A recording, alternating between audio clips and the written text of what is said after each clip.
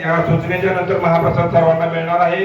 काल याचा प्रसाद सर्वांना जागेवर भेटेल तर गडबड गोंधळपणी करू नये, कारण 7 दिवसाच्या सप्ताहानंतर आजचा हा आभार मानण्याचा दिवस आहे. कारण सर्वांनी या ठिकाणी सेवा दिलेली असते.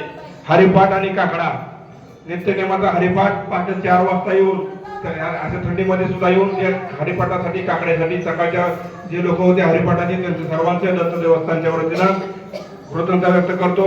तसेच मृदंगाचार्य हार्मोनियम वादक मृदंगाचार्य यांनी सुद्धा सप्ताहामध्ये वेळेत हजर राहून वेळच्या वेळी सेवा दिलेली आहे. त्यांची दत्त देवस्थानच्या वतीने करतो. वेलेकरी गावातील असतील पारगावचे असतील त्यांनी ज्यांनी सेवा दिली त्यांची दत्त देवस्थानच्या वतीने कृतज्ञता व्यक्त करतो.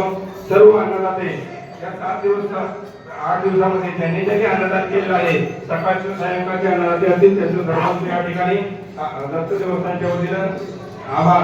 स्वयंपाक विभाग महिला असतील पुरुष असतील लहान असतील वृद्ध असतील ज्यांनी स्वयंपाक विभागामध्ये काम केलं आहे त्यांची दत्त देवस्थानच्या वतीने कृतज्ञता व्यक्त करतो.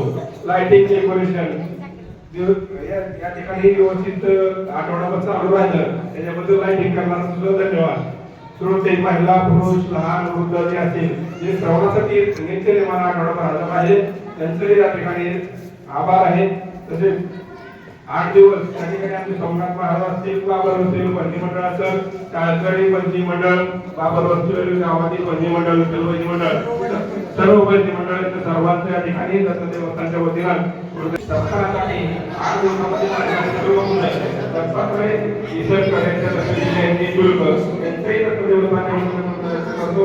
आणि सगळ्यात शेवटी स्वरूपात ज्यांनी देणगी दिलेली आहे गावात असतील पाडगावचे असतील जिथे बसलेले असतील सर्वांचे या ठिकाणी स्वयंसेवक जे काम करतायत किंवा धान्याचा सर्व प्रकारचे ज्यांनी या ठिकाणी